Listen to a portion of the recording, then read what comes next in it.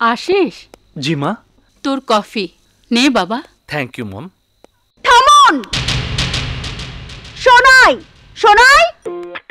Yes madam, Sonai হাজির। এই বাড়িতে তোমরা এতগুলো লোক কি জন্য আছো? কতবার বলেছি সাহেব আসার আগে কফি নাস্তা সব রেডি করে আমার বেডরুমে রাখবে। মনে তো হেই করতে আসলাম। ও সরি সরি, ফরগেট ইংরেজি। নো মোর ইংরেজি। এই বাড়িতে এসব ভুল ইংরেজি বলা চলবে না। আমরা বাঙালি, বাংলা কথা বলতে এবং শুনতে ভালোবাসি। জি বেগম সাহেব, একদম সহি বাত। যাও তোমার কাজে যাও।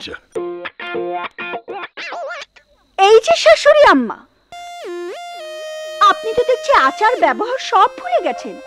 এই বাড়িতে ট্রের অভাব পড়েছে যে হাতে করে কফি নিয়ে এসেছেন। চুপ! আমার ছেলেকে আমি কিভাবে কফি দেব সেটাও তোর কাছে শিখতে হবে। আই, আওয়াজ নিচে। আপনার ছেলে, সে এখন আমার স্বামী। বিয়ের পরে স্বামীর উপর স্ত্রীর অধিকার সব থেকে বেশি। এটা নিশ্চয়ই আপনার অজানা নয়, তাই না শিস ডার্লিং? রাবিশ! ওএমজি! ও মাই গড! শাশুড়ি আম্মা, আপনি কি পত্রপত্রিকা পড়েন না? গৃহে নারী নির্যাতন, শাশুড়ির হাতে বউ খুন, আবার শাশুড়ির যন্ত্রণায় পুত্রবধূর আত্মহত্যা। ডাইনি বুড়ির মতো তাকিয়ে তাকিয়ে কি দেখছেন? পুলিশে খবর দেব?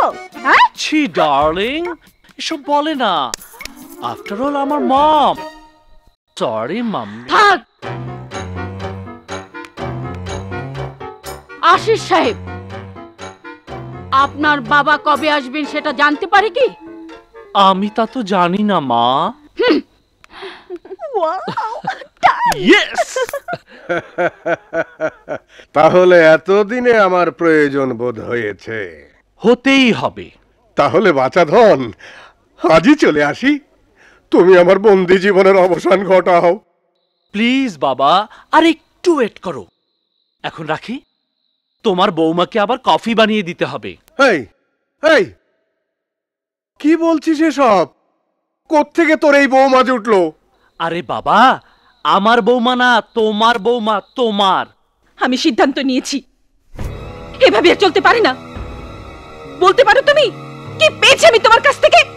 প্রতিটি নারী চায় তার স্বামীর নিজস্ব কিছু ধন সম্পদ থাকুক, বাড়ি থাকুক, গাড়ি থাকুক। তা তো পেলামই না। সারাক্ষণ শুধু তোমার সমস্যার সমস্যা আর তোমার মায়ের যন্ত্রণা।